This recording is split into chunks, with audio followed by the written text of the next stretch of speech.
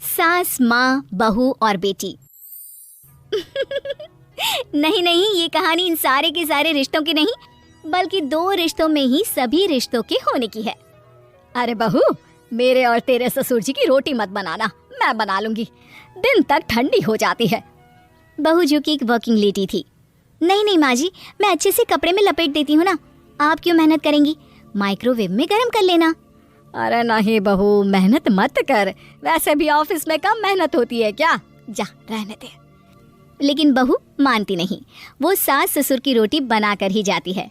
दोपहर में खाने के वक्त ससुर जी कहते हैं, अरे बहू को रोटी बनाने के लिए क्यों मना कर दिया, क्या हो गया, ठंडा ही तो खाते आए हम लोग हमेशा से। अरे वो क्या है ना, सुबह ऑफिस जाती है, घर का सारा काम करने में वक्त लग जाता है, अरे थकती है वो अलग, तो मैंने सोचा बहाने से ही थोड़ा कम काम करवाऊं। ससुर मुस्कुरा रहे होते हैं। ये तो अच्छा है, बहू को समझना जरूरी है। वक्त बीत रहा था, घर में सब खुश थे कि एक दिन, माँ जी आप शाम को थोड़ा टहलने निकला करें, घर पर रह रहकर हड्डियां जाम होती है, पापा को भी ले जाया करिए, मैं वक्त पर तो आ जाती हूँ। बहू ठीक 5 बजे ऑफिस से घर आ जाती है, फिर चाय नाश्ता बनाकर सास ससुर के साथ बैठती, उन लोगों को सारा दिन का हाल बताती। रात को पति घर आता है। क्या बात है बेटा, ऑफिस से आकर कभी हम लोगों के साथ भी बैठा कर। अरे माँ, दिन रात काम करके मन ही नहीं करता, अगले दिन की फिर तैयारी होती है, आप और पापा ही कमरे में आ जाओ। इससे अच्छी तो बहू है, कितना भी थकी रहे, घर आकर हम लोगों के लिए चाय नाश्ता बनाना, फिर बातें करना। बहू ना होती तो हम बुढ़ा बुढ़िया तो बैठे ही रह जाते। सास और ससुर अब बहू के कहने पर शाम की सैर पर निकलने लगते हैं। सास की कई सहेलियां बनती है तो ससुर को भी कुछ बुजुर्ग लोगों का ग्रुप मिल जाता है। कैसा रहा सहेलियों के साथ शाम का वक्त? हम लोगों ने तो भाई खूब योगा किया। अरे हम लोगों को गप्पों से फुर्सत ही नहीं होती। वैसे मिसेस मल्होत्रा आज बहू के बारे में कुछ बोल रही थी। तभी वहाँ ऑफिस से बहू आ जाती है जो जींस और टॉप में होती है। क्या बात है माँ, क्या कह रही थी आपकी सहेली आपकी बहू के लिए? सास इस बार बहू को कुछ अलग तरीके से देखती है और उल्टा सवाल ही दाग देती है। क्या कह रही थी वो हटा, ये बता, तेरे ऑफिस में तो मर्द भी काम करते होंगे ना? बहू जो अब तक मजाक कर रही थी वो सीरियस हो जाती है। मर्द होंगे नहीं माँ जी, मर्द ही ज्यादा हैं, हम 5 ही लड़कियां हैं ऑफिस में। अरे तो अच्छा लगता है क्या ऐसे कपड़े पहनती हो? कल से तुम ना साड़ी पहनकर ऑफिस जाना, और हाँ, शाम का नाश्ता थोड़ा जल्दी बनाया करो, नाश्ता बनाकर बाद में ही ऑफिस के कपड़े चेंज करने जाना। बहू को समझ में नहीं आता कि सास को हो क्या गया है, लेकिन वो कुछ नहीं कहती, सीधे किचन में जाकर चाय नाश्ता बनाती है और सास ससुर को दे देती है। अगले रोज बहू ऑफिस के लिए तैयार होती है तो खूब सुंदर सी साड़ी पहनती है और ऑफिस के लिए निकलने से पहले सास और ससुर के पैर छूती है और निकल जाती है। क्या बात है, आज मेधा के ऑफिस में लग रहा है कोई फंक्शन है।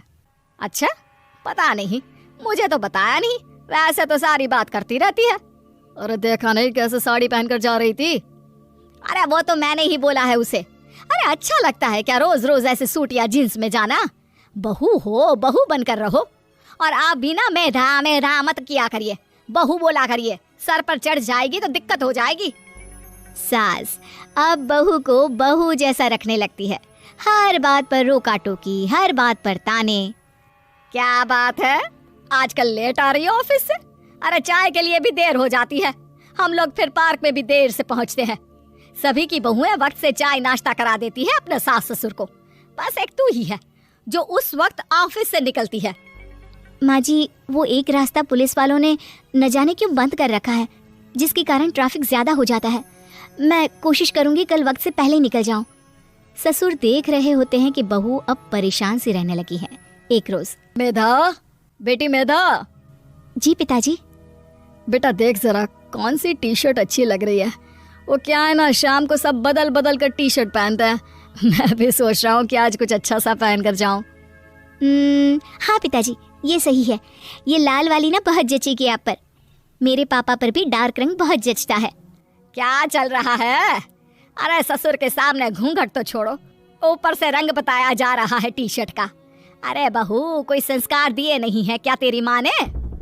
बहू इस बार बहुत निराश हो जाती है, वो वहाँ से तुरंत अपने कमरे में चली जाती है।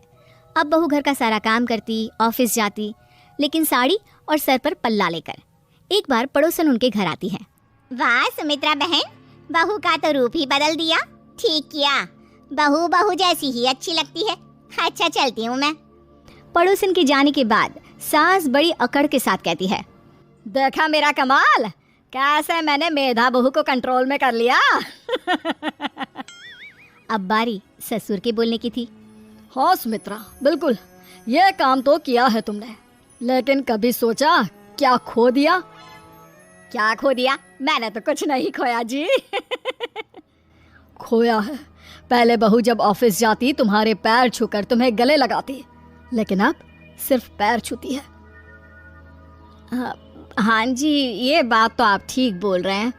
पहले घंटों हम लोगों से बात करती, कमरे में ना जाती, ऑफिस से आते ही खुद की चाय, खाना, नाश्ता सब हम लोगों के साथ करती, सारी बात बताती।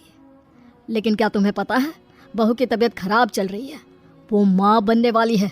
ये बात मुझे बेटे ने बताई कि तुम्हें बता दूं। अब सास की आंख में आंसू थे। वो समझ गई थी कि लोगों के कहने में आकर उसने क्या खो दिया। शाम को बहू घर आती है तो माँ किचन में पकोड़े तल रही होती है। अरे माँ जी, आप रहने दीजिए ना, मैं आ तो रही थी। अरे नहीं, जा तू चेंज कर ले, मैं नाश्ता और चाय टेबल पर ही लगा रही हूँ मेधा। सास के मुंह से अपना नाम सुनकर बहू को बहुत अच्छा लगता है। माँ जी, कोई गलती हो गई है क्या? मेरे होते हुए आप काम करें, ये ठीक नहीं है। संस्कारी और समझदार बहू सास को माँ समझती है, लेकिन सास की बेवकूफ़ी उसे सास ही बनाकर रखती है। बहू, मुझे भी थोड़े संस्कार और समझदार बनने का मौका दे, जिससे मैं भी बहू नहीं बेटी को देखूं तुझ में। और हाँ, मेरा होने वाला पोता क्या कहेगा कि दादी ने तो मेरी माँ को बहुत परेशान किया। बहू सास को गले लगा लेती है। नहीं माँ जी, वो कहेगा कि माँ को तो दादी ने बेटी बनाकर रखा है।